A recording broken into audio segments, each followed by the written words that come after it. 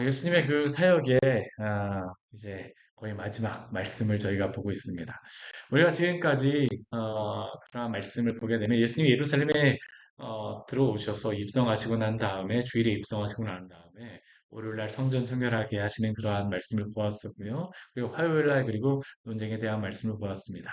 그리고 오늘 그 새벽에는 침묵하시는 그러한 말씀을 보았습니다. 예수님은 침묵하셨지만 그러나 예수님의 주변의 사람들은 사실은 굉장히 바빴습니다. 화요일까지 예수님이 막 그 예루살렘 성전에서 여러 가지 말씀을 가르치시고 논쟁하시며 그들에게 말씀을 가르치셨던 중요한 이유는 무엇일까요? 그들로 하여금 그러한 논쟁을 통하여서 그들의 죄에서 돌이켜서 주께로 돌아오기를 원하는 것입니다. 그런데 예수님께서 그렇게 말씀하셨음에도 불구하고 그들의 그 결과는 무엇입니까?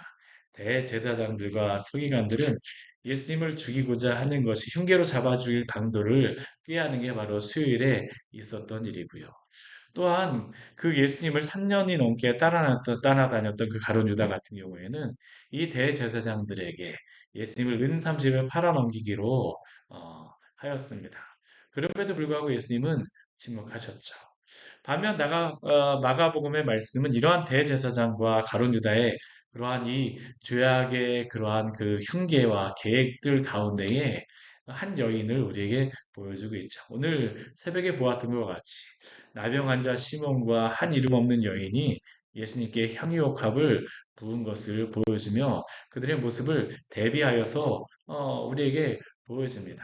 비록 나병 환자 시몬은 나병 환자로 사람들에게는 차별을 받는 그러한 사람이었을지 모르겠지만 예수님을 알게 되고 그 병이 고침을 받은 이후로는 누구보다도 예수님을 먼저 자신의 집으로 청하여서 식사를 대접하였으며 또 한 이름 없는 여인은 300데나리온이나 되는 매우 값진 향유, 순전한 향유를 예수님의 머리에 부었습니다. 결코 아끼지 않습니다. 그냥 깨져. 네, 깨져. 전부를 다 드린다는 겁니다. 예수님을 섬겨야 될 사람들은 예수님을 배반하고 예수님을 죽이려고 하나 오히려 가장 연약하고 소외되었다라고 하는 그러한 자들이 예수님께 자신의 모든 전부를 드리며 또한 헌신을 드리는 게 바로 이 수요일에 있었던 그러한 일입니다. 그리고 이것이 바로 예수님의 뒤를 따르는 제자들의 또한 이러한 그 전부를 드리는 것이 바로 제자들의 삶의 방식이죠. 예수님을 가장 귀하고 소중한 분으로 섬기고 모시고 살아가는 것.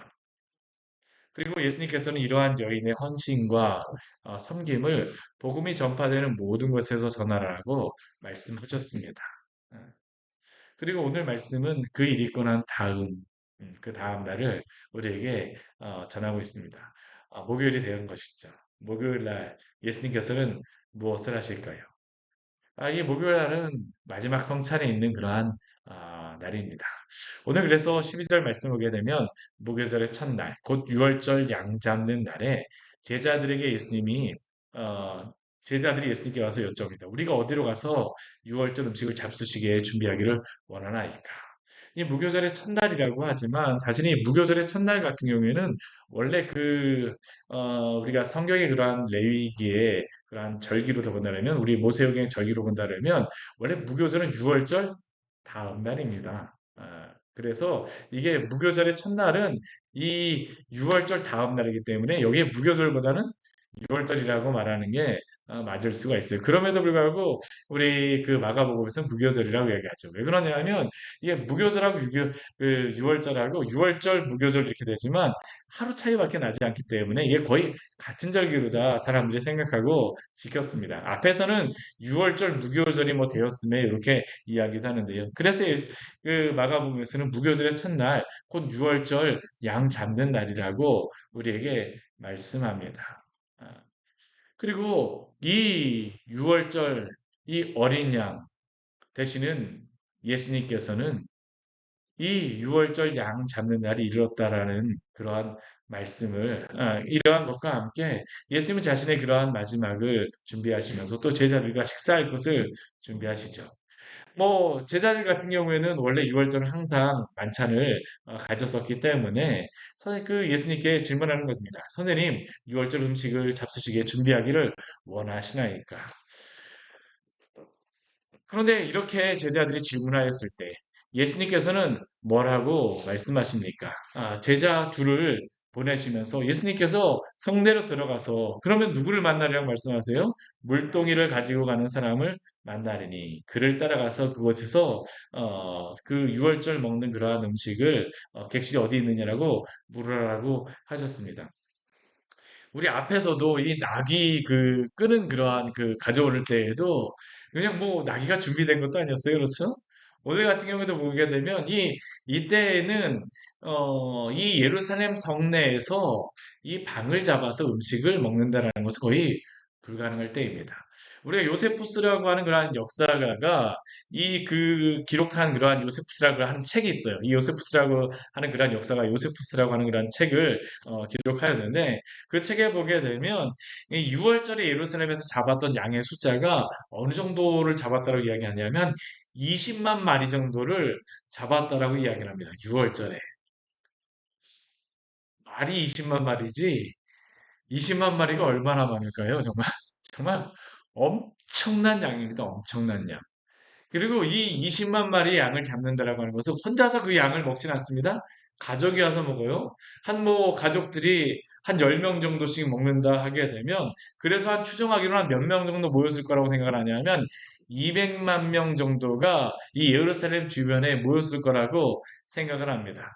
그렇게 많은 사람들을, 사실 예루살렘 성에 가보게 되면 그런 많은 사람들을 수용할 만한 공간이 없어요. 그렇다는 얘기는 이 주변에 그냥 팍팍하게 진짜 막 천막도 치고 뭐 여러 가지 있었다는 것을 우리가 알 수 있죠.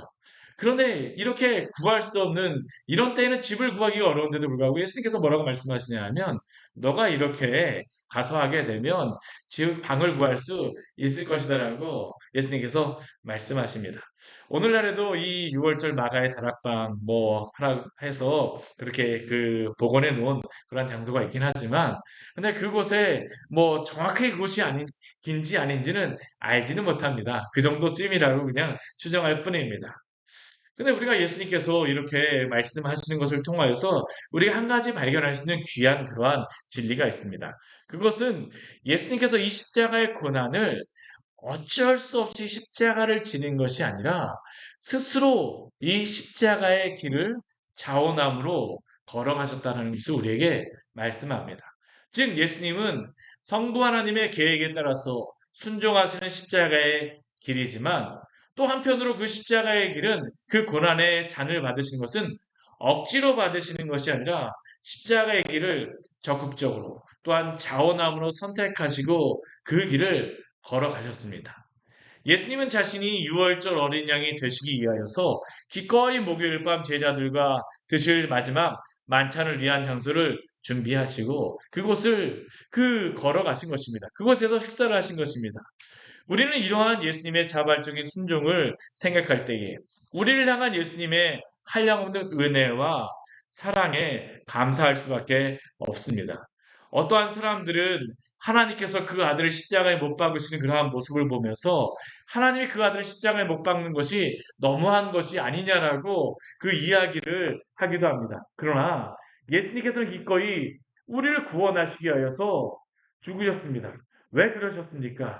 그 길을 걸어가시는 것만이 죄인들을 구원하시는 유일한 길임을 아셨기 때문입니다. 요한복음 1장 말씀을 보게 되면 처음부터 세례 요한은 예수님에 대하여서 이렇게 고백하죠.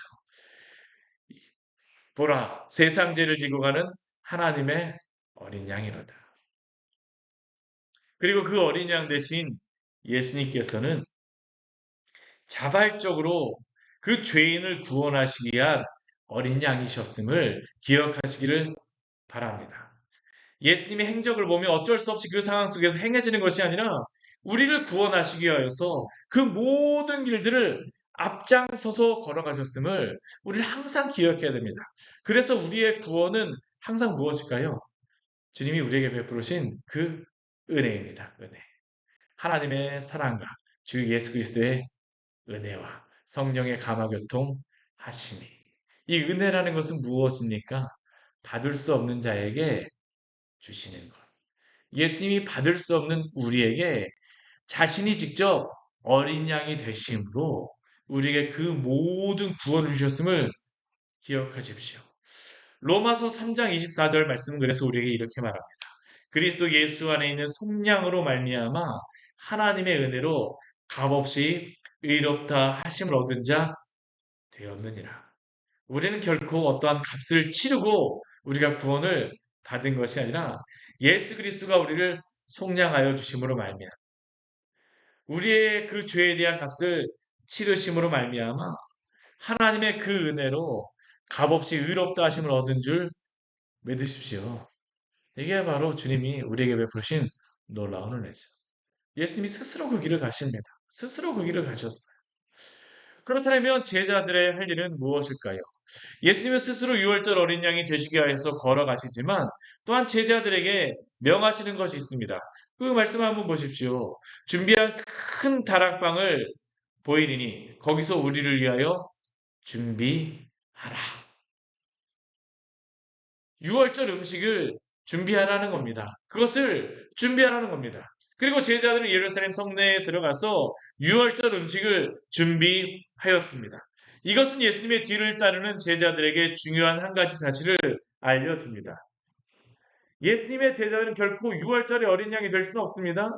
우리가 어린 양이 되어지는 것은 아닙니다. 우리가 값을 치르는 것은 아니에요. 그러나 유월절 어린 양 대신 예수님의 제자로서 그 유월절 만찬을 준비하는 일을 또한 우리에게 맡기셨음을 기억하십시오. 즉 우리는 유월절 어린 양은 아니지만 우리는 유월절 어린 양 대신은 예수 그리스도의 그 복음을 전하며 또한 예수님을 믿지 모르는 많은 믿지 않는 자들에게 참된 진리 되시며 우리의 구원이 되시는 예수님께 그들을 인도할 수 있습니다. 그리고 이것이 바로 예수님의 제자들이 유월절 만찬을 준비하는 것이요. 또한 제자들에게 맡겨진 사명을 행하는 것이 아니겠습니까? 저도 그래서 이 6월절 즈음 되게 되면 제가 항상 만나는 그 친구가 있습니다. 한때는 그 신앙생활을 했었지만 잘 신앙생활을 안 하는 그런 친구인데요. 그 친구 생일이 요 즈음이 돼갖고 제가 같이 식사를 하면서 그 친구에게 다시 신앙으로 돌아올 것을 이야기를 하는데요. 우리에게 맡겨진 그러한 일이 있음을 기억하십시오. 예수님의 복음을 전파하는 것. 이것은 바로 우리에게 주신 그러한 사명입니다. 우리 각자 모두에게 주신 그러한 그 시간과 장소와 또한 사람들이 있지 않습니까? 이 모든 것들을 통해서 우리의 달란트를 가지고 우리가 그리스도를 자랑하며 전해야 됩니다. 요즘에 이 책갈피를 가지고 나눠주고 있는데요. 오늘도 제가 그 책갈피를 여기 지나가는 사람들한테 제가 몇 가지 가지면서 이렇게 주는데 오늘은 몇 사람한테 주니까 저는 예수님 믿지 않는데요. 하고서 저는 불교 믿어요. 하고서 막 지나가는 사람들이 있습니다. 그럼에도 불구하고 우리는 전해야 됩니다. 예수님 믿으십시오. 예수님 믿으십시오.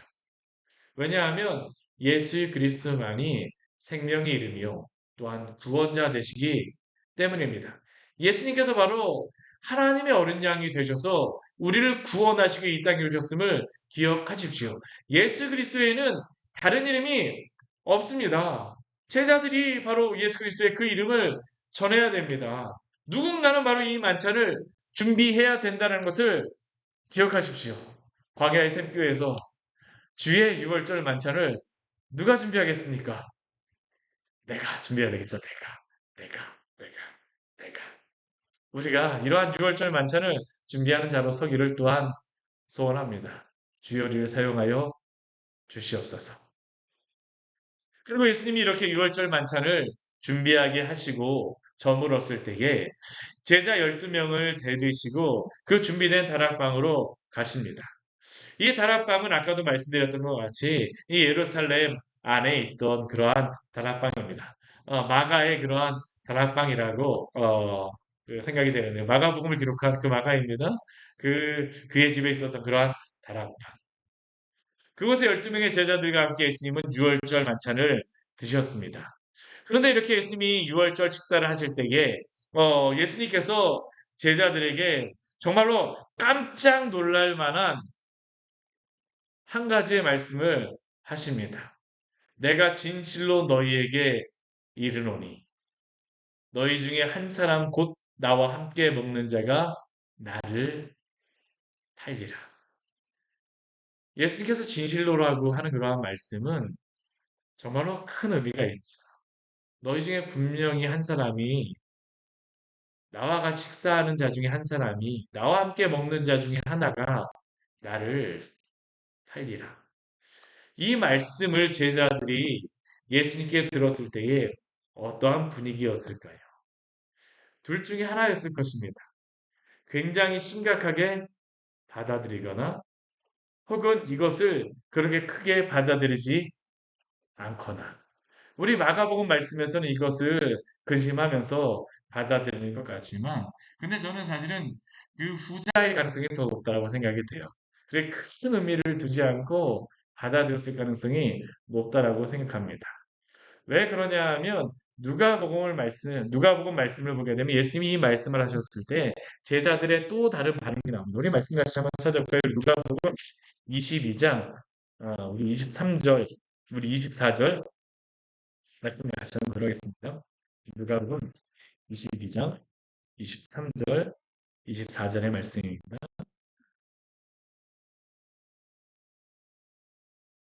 우리 24절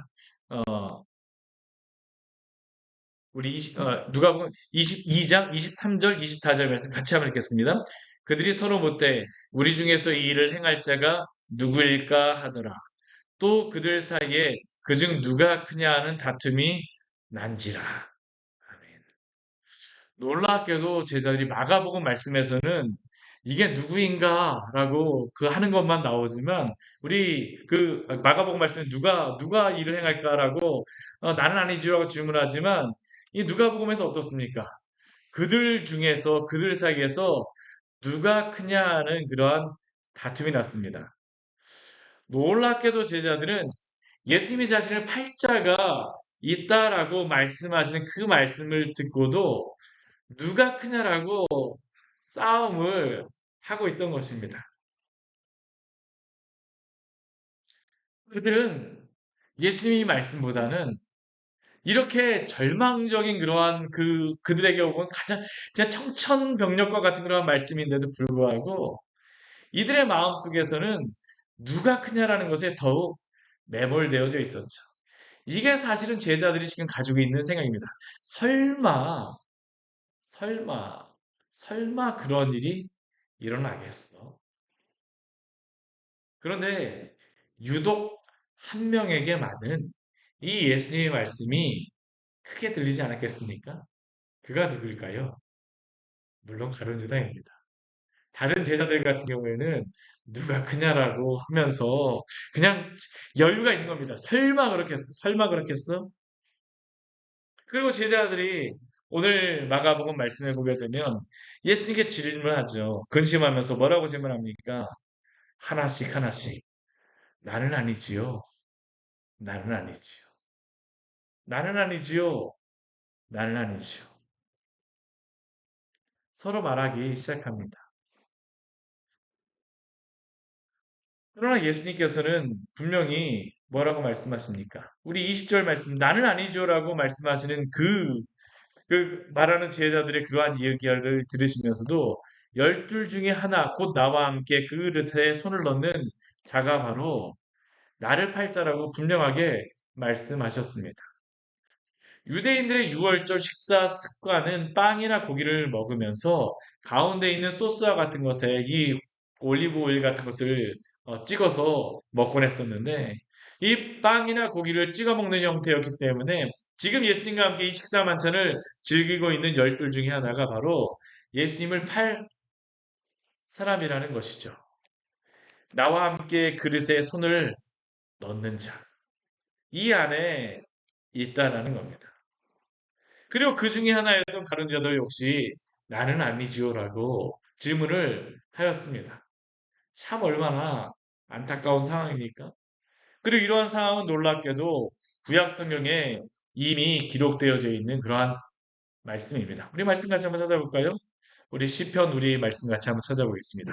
우리 시편 41편 9절서부터 우리 12절까지의 말씀을 우리 13절까지의 말씀을 같이 한번 보겠습니다. 시편 41편의 말씀입니다. 시편 41편 9절서부터 우리 12절까지의 말씀을 어, 우리 13절까지 말씀을 같이 보도록 하겠습니다. 시편 41편 9절에서부터 우리 13절까지 말씀입니다. 같이 읽겠습니다. 내가 신뢰하여 내 떡을 나눠 먹던 나의 가까운 친구도 나를 대적하여 그의 발꿈치를 들었나이다. 그러하오나 주 여호와여 내게 은혜를 베푸시고 나를 일으키사 내가 그들에게 보응하게 하소서. 이로써 내 원수가 나를 이기지 못하오니 주께서 나를 기뻐하시는 줄을 내가 알았나이다. 주께서 나를 온전한 중에 붙드시고 영원히 주 앞에서 세우시나이다. 이스라엘의 하나님 여호와를 영원부터 영원까지 송축할지로다. 아멘. 아멘. 시편 우리 41편 말씀에서는 이미 이러한 일이 있을 것이다라는 것을 예언함으로 말씀하셨습니다. 나의 가까운 친구도, 내 떡을 나누어 먹던 나의 가까운 친구도 나를 대적하여 그의 발꿈치를 들었나이다.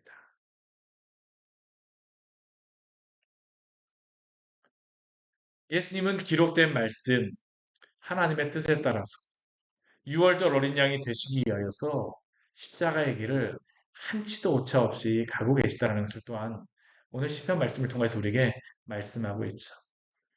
그런데 여기서 한 가지 우리가 기억해야 될 사실이 있습니다. 예수님이 이렇게 십자가의 길을 가시기 위하여서 순종하시는 것에 또 한 명의 사람이 이 일의 주인공이라는 사실입니다. 그 사람이 누구입니까? 바로 가룟 유다 아닙니까? 가룟 유다가 이 유월절 만찬에 참여하였을 때에 그 상황은 어떠했을까요? 이미 그는 예수님을 팔기로 대제사장들과 약속을 하였기에 예수님을 팔아야 할 때가 언제인지 계속적으로 살피고 있었을 것입니다. 그런데 예수님이 너희 중에 한 사람 나와 함께 먹는 자가 나를 팔리라고 했을 때 그 순간은 사실 기회가 두 길이 있었죠. 자신의 죄를 회개하고 그 일을 포기할 기회로 삼던가 아니면 예수님을 팔기 위하여서 그 마음을 더욱더 독하게 먹던가 단단하게 먹던가 다른 제자들이 근심하며 나는 아니지요라고 했을 때 그는 회개하고 돌이킬 수 있는 기회가 충분히 있었습니다. 가장 앞에 있지 않았더라면 나는 아니지요. 나는 아니지요. 제자들은 아무도 모릅니다. 주님 제가 잘못했습니다. 저희 죄를 용서하여 주시옵소서. 그랬으면 그건 어땠을까요? 그러한 잘못을 죄를 범하지 않았을 것입니다. 그런데 그는 그 기회를 선용하지 못하였습니다. 예수님께서는 하나님의 말씀하신 대로 순종하시며 십자가의 길을 가시지만 그리고 구약 성경에서 이렇게 기록되어 있다 할지라도 그는 하나님이 주신 그 자유의지를 사용하여서 예수 그리스도를 따를 수 있었는데 그는 그 길에서 돌이키지 못하고 죄악의 길로 달려간 것입니다. 그가 죄악을 선택한 것입니다. 어떤 사람들은 이러한 것에 대해서 하나님이 예정하였다라고 생각하지만 그러나 분명히 성경에서 말씀하는 것은 또한 그 가룟 유다가 자신의 그 죄의 길을 끝까지 고집하며 달려갔다라는 것을 우리에게 말씀하고 있습니다. 오늘 본문은 우리에게 분명히 이것을 보여주죠. 회개할 기회가 있었음에도 불구하고 두 길이 분명히 있었음에도 불구하고 그는 그 길에서 돌이키지 않습니다. 오늘 21절 말씀을 보게 되면 예수님께서 더 분명하게 이렇게 경고하시죠. 우리 21절 말씀 같이 한번 읽을까요? 인자는 자기에 대하여 기록한 된 대로 가거니와 인자를 파는 그 사람에게는 화가 있으리로다. 그 사람은 차라리 나지 아니하였더라면 자기에게 좋을 뻔 하였느니라 하시니라. 이 말씀이 얼마나 두려운 경고의 말씀입니까? 차라리 나지 아니하였더라면 자기에게 좋을 뻔 하였느니라. 이 말씀을 듣게 되면 가룟 유다가 그 마음에서 두려워해서 회개하고 그 은삼십을 받지 않으면 될 일임에도 불구하고 그는 어떻습니까? 끝까지 자신의 길을 돌이키지를 않습니다. 우리는 오늘 말씀을 통하여서 예수님 앞에서 그 제자들 가운데 비교되는 모습을 볼 수 있습니다. 사실 엄밀히 본다라고 하면 나는 아니지요라고 말하는 제자들은 예수님의 이 질문을 받았을 때 가룟 유다가 아니라 할지라도 한편에서는 그 마음속에 어떤 마음이 있었을까요? 예수님을 따랐던 그런 사람이라면 찔림을 받았을 것입니다. 내가 혹시 그러한 자가 아닐까? 왜냐하면 예수님이 이 질문을 하시는 중에도 그들은 무엇을 하고 있습니까? 누가 크냐라고 하면서 다투고 있는 것이 바로 이 제자들의 상태였기 때문입니다. 그리고 이 질문을 들으면서 혹시라도 나에게 말씀하시는 것이 아닐까라고 두려워하는 마음으로 이 말씀을 듣지 않았겠습니까? 그러나 가룟 유다는 명백히 이 질문을 받았고 이 질문이 자신을 향하여 말씀하시는 것을 알았음에도 불구하고 뻔뻔하게도 나는 아니지요라고 대답하고 있습니다.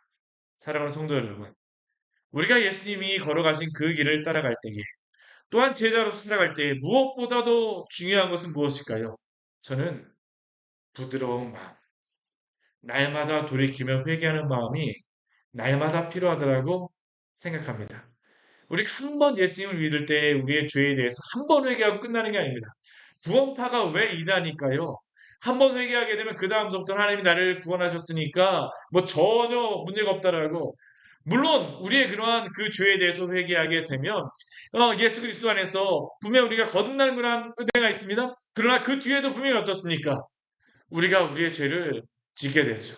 예수님께서 끊임없이 또 성령께서 말할 수 없는 탄식으로 오늘도 우리에게 말씀하시며 탄식하십니다. 너가 그 죄의 길로 걸어가지 말아라. 상황은 어떨 때에 우리를 힘들게 하고 이 믿음에서 떠나게 유혹할 때도 있습니다. 여러 가지 상황에서 타협하게 하고 죄악을 범하게도 하죠. 그러나 그 길 가운데서 그때에도 주님이 우리에게 말씀하실 수 있습니다. 너희 중에 한 사람이 곧 나와 함께 먹는 자가 나를 팔리라. 그때 우리에게 필요한 마음은 무엇일까요? 나는 아니지요가 아닙니다. 주님, 제가 바로 당신 앞에 죄인임을 고백하오니 오 주여 저로 하여금 주님을 섬기게 하여 주시옵소서. 이러한 부드러운 마음을 날마다 가지시기를 바랍니다. 주님이 주신 그런 마음이죠. 그러나 또한 우리도 날마다 이 마음을 잃어버리지 말아야 됩니다. 주님이 나에게 주시기를 주님이 나에게 주시지 않아서 나는 할 수 없어. 이건 우리의 그 대답이 아닙니다. 만약 우리가 그렇게 한다면 그것은 무엇과 같습니까? 나는 아니지요입니다. 나는 아니지요. 나는 아니지요. 주님이 우리에게 이러한 마음을 말씀을 통하여서 말씀하셨을 때 주님 제가 비록 당신의 그러한 상황은 아니라 할지라도 제가 주님을 기쁘게 시게 하지 못하였음을 당신 앞에 고백합니다. 오 주여 저를 하여금 새롭게 하여 주시옵소서. 에스겔서 11장 19절 말씀은 에스겔 선지자를 통해서 우리에게 이렇게 말씀합니다. 내가 그들에게 한 마음을 주고 그 속에 새 영을 주며 그 몸에서 돌 같은 마음을 제거하고 살처럼 부드러운 마음을 주어. 성령께서 우리의 죄를 보게 하시고 우리의 마음에 살처럼 부드러운 마음을 주시기 때문입니다. 그렇게 혹시라도 성령님이 우리의 마음속에 이러한 말씀을 주실 때, 깨닫게 하실 때, 그 자리에서 돌이키시기를 바랍니다. 우리 로마서 8장 26절 말씀에서는 이렇게 말씀하시죠. 이와 같이 성령도 우리의 연약함을 도우시나니 우리는 마땅히 기도할 바를 알지 못하나 오직 성령이 말할 수 없는 탄식으로 우리를 위하여 친히 간구하시느니라. 왜 성령께서 말할 수 없는 탄식으로 우리를 위하여 친히 간구하신다라고 말씀하십니까? 우리의 연약함을 아시기 때문입니다. 우리가 어떠한 자인지 아세요? 그냥 연약하기만 합니까? 죄인이죠. 주님과 원수된 길로 가고자 합니다. 마땅히 기도할 바도 알지 못합니다. 그러나 그러한 순간에도 우리 성령께서 우리를 도우시는 줄 믿습니다. 그렇기에 성령이 우리의 마음에 탄식하시며 말씀하실 때 우리는 그분께 돌아와야 합니다. 그래서 날마다 우리는 회개해야 합니다. 날마다 회개해야 돼요. 날마다 회개해야 됩니다. 이것이 바로 예수님의 제자며 또한 6월절 만찬을 준비하는 그러한 제자의 길을 가는 것임을 기억하십시오. 예수님의 제자로 주님, 당신의 복음을 전하게 하여 주시고 혹시 저희가 주님의 그 말씀에 떠나 있을 때에 우리로 하여금 깨닫게 하여 주시고 주 앞에 회개하며 나아가게 하여 주시옵소서. 이 시간 주님 앞에 같이 기도하며 나가도록 하겠습니다. 우리 오늘 말씀 같이 기억하면서 우리 기도하기를 원합니다. 짧은 이 말씀 나는 아니지요 나는 아니지요. 사실은 우리는 이렇게 말할 때가 얼마나 많습니까? 나는 아니잖아요, 주님. 나는 아니잖아요. 저는 이 정도 그렇게 심한 거 한 것 같지 않은데요. 주님, 제가 잘못한 게 아닌 것 같은데요. 나는 아니잖아요.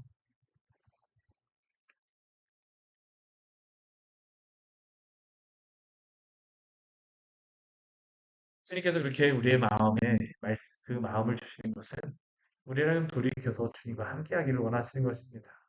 주의 만찬 자리에 앉아 있는 것은 가장 행복합니다. 주님, 우리로 하여금 그 만찬 자리 떠나지 말게 하시고 주의 그 만찬 자리에서 주님과 동행하는 자들 되게 하여 주시옵소서. 주의 상에서 먹고 마시는 것. 어떠한 여인 같은 경우는 그 부스러기조차도 사모하는 그 여인과 같은 믿음을 우리에게 허락하여 주시옵소서. 그 상이 가장 귀한 상입니다. 주님의 그 상을, 주님의 그 은혜를 날마다 사모하며 나아가오니 주여 당신의 은혜를 우리에게 베풀어 주시옵소서. 이 시간 주님 앞에 우리 간절히 기도하도록 하겠습니다. 같이 기도하시겠습니다.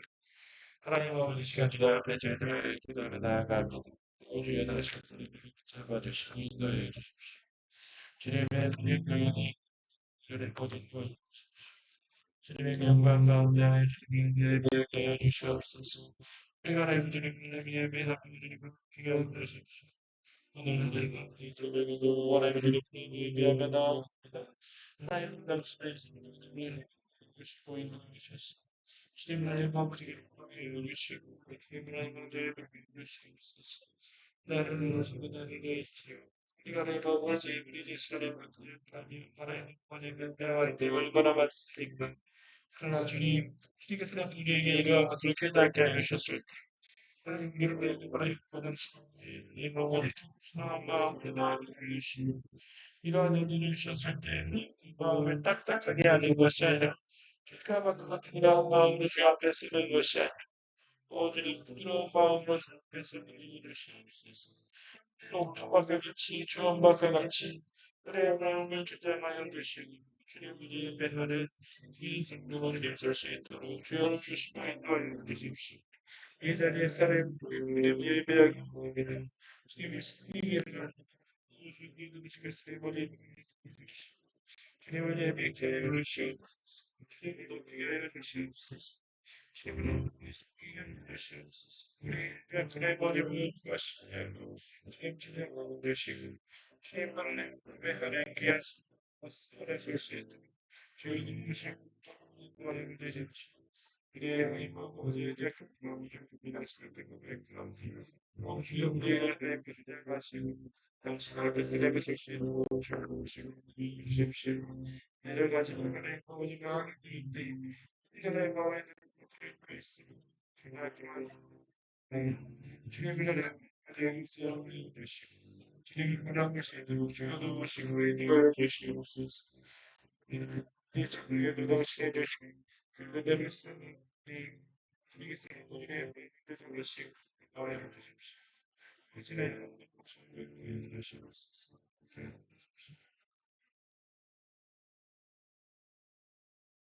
하나님 아버지, 오늘 말씀을 통하여서 또한 우리에게 우리 자신을 돌아보게 하시니 감사를 드립니다. 주님의 제자로서 하나님 아버지, 주의 그 장례를 준비하였던 향유 옥합을 바쳤던 그 여인과 같이 주님을 섬기며 주님을 전부를 여기며 주님의 뒤를 따라가고 싶습니다. 그러나 하나님 아버지, 저희가 연약한지라 또한 죄인인지라 주님의 그 은혜를 잊어버리고 저의 길을 주장할 때가 있습니다. 오 주님 우리를 불쌍히 여겨주시고 그때마다 성령께서 말할 수 없는 탄식으로 또한 우리의 마음을 감동시켜 주셔서 주 앞에 서게 하여 주시고 주님이 우리에게 베푸신 그 구원의 크신 은혜가 무엇인가를 깨닫게 하여 주시옵소서. 나는 아니지요, 나는 아니지요라고 하면서 우리의 그러한 죄에 대하여서 하나님 아버지 어, 변명만 하거나 하나님 아버지 여러 가지 것들로 하나님 아버지 우리의 죄를 타협하거나 하나님 감추는 위선적인 그러한 신앙을 갖지 말게 하여 주시고 정말 주님 앞에서 날마다 살 같은 그러한 마음으로 부드러운 마음으로 주님이 우리에게 회개하라고 말씀하시면 회개하며 그 길에서 돌이켜서 주님께로 돌아온 우리 귀한 성도들 될 수 있도록 도우시고 인도하여 주시옵소서. 주님을 하나님 아버지 우리의 마음과 뜻과 힘과 우리의 목숨을 다하여서 사랑하는 자들 되어지게 하여 주시고 예수님이 하나님께서 말씀하신 그 뜻하신 그 길을 자원함으로 또 가셨던 것과 같이 우리도 예수 그리스도와 걸어가신 그 좁은 길을 또한 자원함으로 기뻐함으로 우리 주님이 가셨기에 저희들 하나님 아버지 주님과 동행하며 걸어갈 수 있는 우리 귀한 믿음의 지체요 성도 자녀들 될 수 있도록 주여 은혜 베풀어 주시옵소서. 예수님으로 기도드립니다. 아멘. 우리 주의 보좌로 나아갈 때 같이 찬양하도록 하겠습니다.